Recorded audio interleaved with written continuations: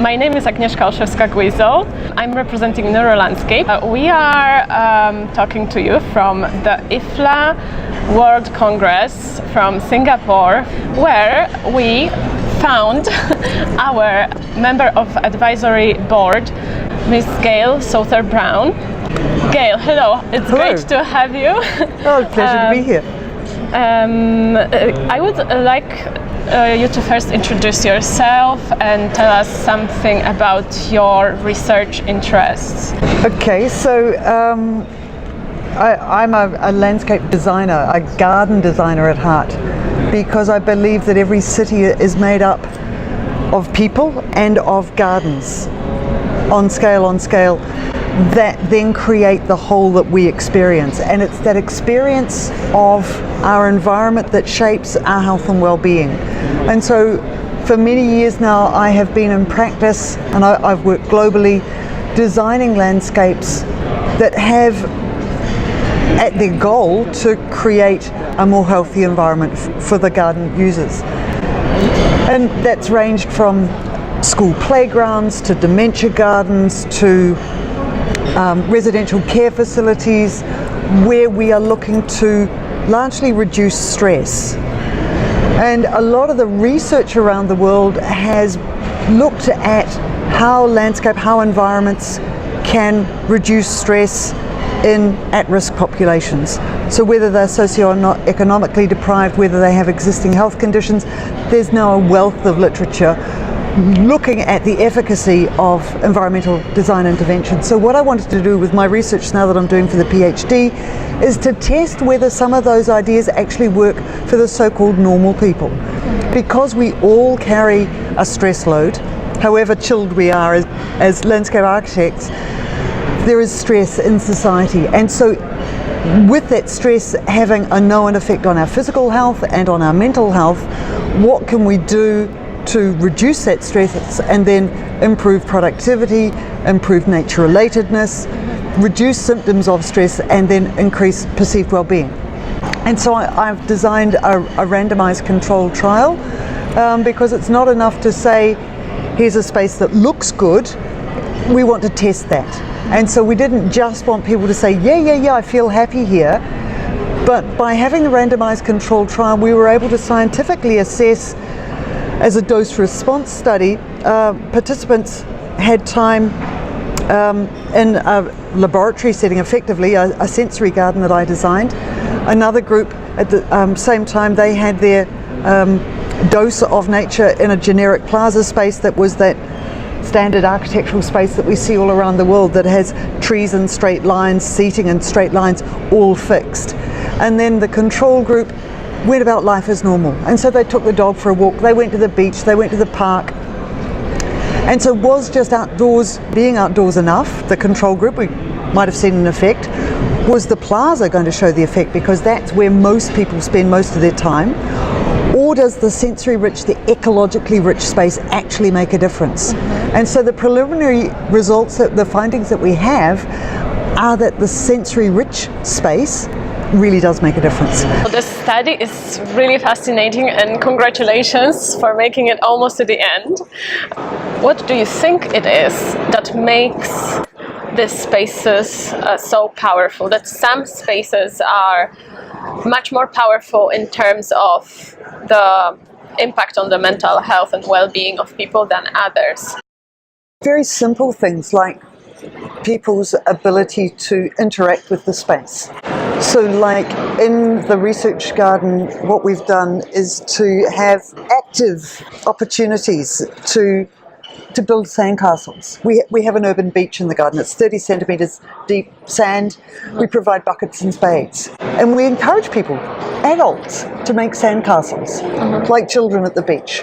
We leave garden tools, trowels, little spades, forks, in the raised beds, which says to people, you are allowed to garden, you are allowed to pick and eat, you are allowed to propagate, to plant seeds, to weed.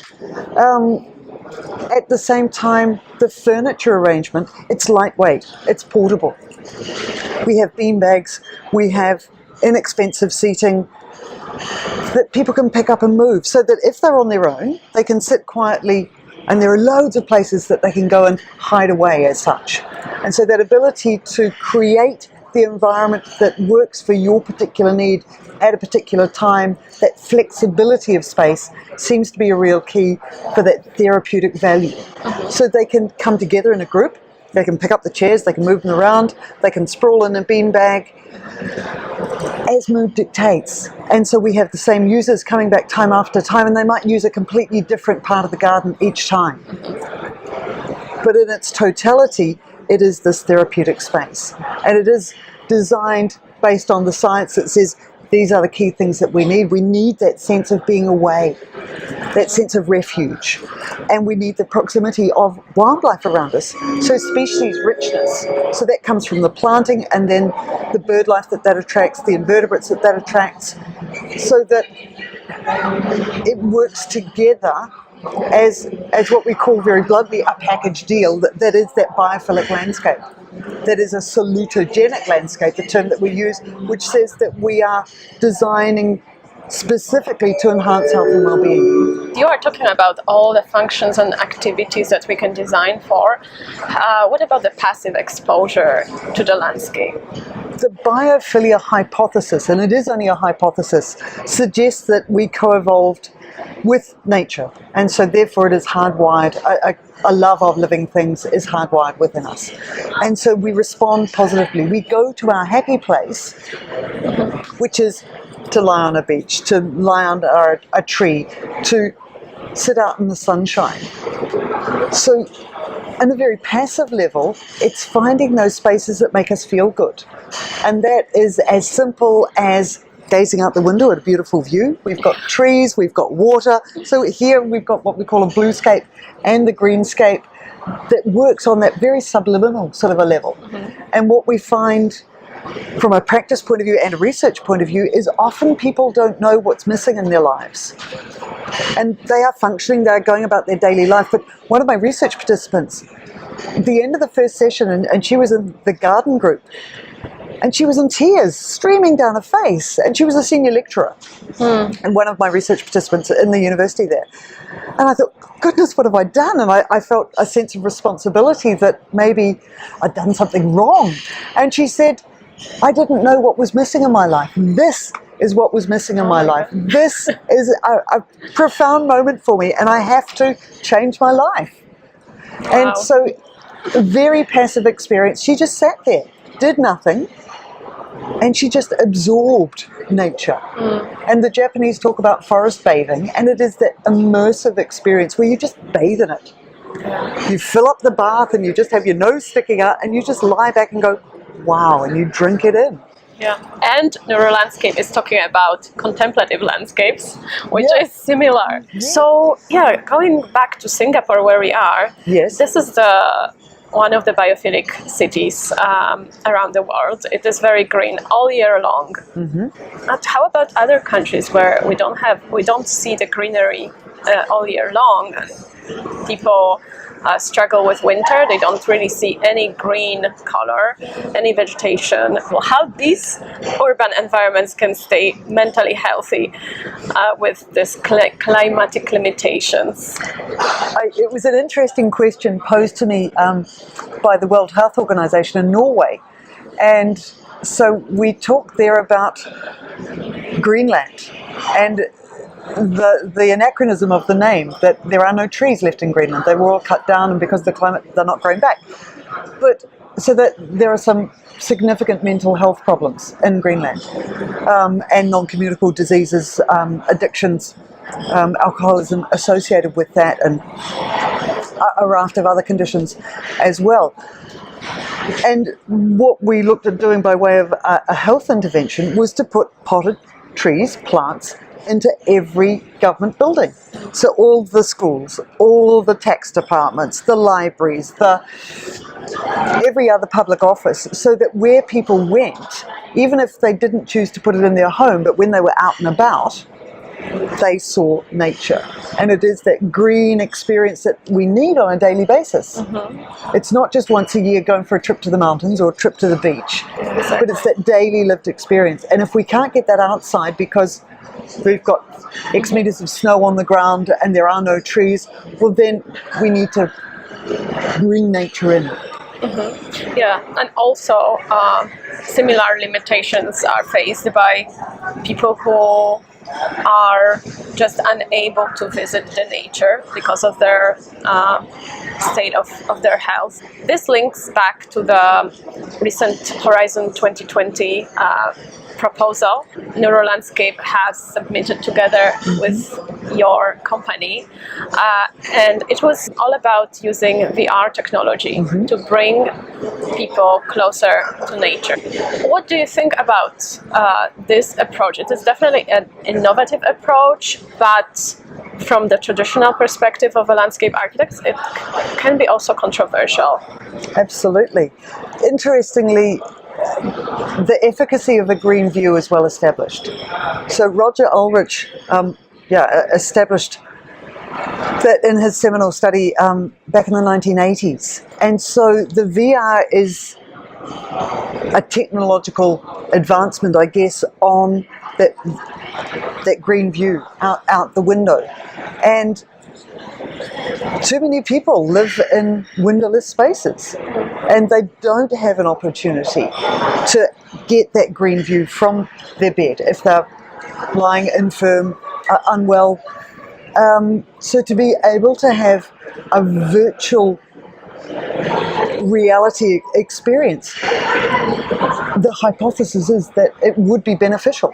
Until it's tested, we don't know, but as a landscape architect, the controversy is that you could say, well, we don't need the real thing anymore. We can just put on some goggles and we can pretend. But is it actually true? Can the virtual environment can actually replace the real nature? The interesting thing is, so the studies that have been done looking at Roger Ulrich's work with the green view do show an effect. And I'd like to say, no, it doesn't work, but it does. Okay. But the good news as a landscape architect is you get a better effect outdoors, actually in nature. And I would suggest that we would find a similar response with virtual reality, that if we can take the people outside, they will have a better effect. But for those who can't access the outdoors, we can see an effect. And if you're looking at improving quality of life for somebody who is bedridden and can't access outside, well, it's got to be a good thing to be able to improve that quality. What can we do to better communicate these ideas of bringing people closer to nature? You posed an interesting question, and you sort of answered it at the same time, where you said we need to bring people closer to nature. And that's been at the heart of what we've done as a design practice, where we've found that we can have as many good ideas as we like, but the client won't see the benefit of that until they've been educated. And so a lot of what we do then is to go into the client's space, and whether that's a school or a hospital or whatever, and we work with the staff, we work with the children, we work with the families to talk them through and to let them experience so that they understand what we're talking about from the outset. And only then can we start the design journey. So that the education side of it is absolutely vital. And so in places where we're not talking with like-minded individuals, where we're not in the middle of a biophilic city, the conversation has to be, where do you put your conservation? Where do you put your educative efforts? And I would suggest that the key place is with the young children. And so if we can go in and do an early child care centre where we can work with those teachers and we can work with those children and give them the experience so that they know, that they love, so that they come to understand that they are part of nature, nature is part of them, they will then carry that on through life. Because it is a challenge. In some places we've got up to 3 generations of people who have no lived experience of a tree. And by that I mean they've never actually seen a tree. We've got 5-year-olds who have never walked on grass. We've got people who have never seen a tree in their lifetimes. So it's turning that situation around. It's getting in there with the little children, the young children. It's educating their parents. So it's going up through, starting young, so that we can then make an effect at old age. With an aging population, we've got a real issue. There are going to be less children to go around to look after the elderly. So we've got more of a responsibility, I believe, to work with those young people, because they are going to be the ones who are looking after us in our old age. Yeah, so indeed education is an important part, but where does the science come here? How the science that we are trying to produce can be translated and communicated to them, and how to do it effectively? That's where I had a conversation earlier this morning with another conference delegate, talking about the fact that we don't want to dumb down the science, but we need to use a language that is accessible by anybody. And so that scientific journals are important, because that's where we go as scientists to share our ideas, and it's in that peer-reviewed setting, so that you can't just say, well, I think, and have it printed. It's got to stand up to that scientific rigor, whereby people review your work and they look at your methodology and what you've done, how you've done it, how you came to that result. But at the same time, to make that result effective to the general population, we then need to translate that into language that architects understand, that health commissioners understand, that, this is a challenge, that nursery school teachers understand. And so that's what I aim to do with my book, Landscape and Urban Design for Health and Wellbeing, is written as a university textbook, but I know for a fact that it's been read by 9-year-olds. So, Gayle, thank you for that, and thank you very much for being part of the NeuroLandscape Advisory Board. And Pleasure. I'm really looking forward for the release of your research results, and I'm looking forward to more research projects and more books from your side. Hope to see you soon around in Singapore or elsewhere in another biophilic city. Excellent. Look forward to it. Okay.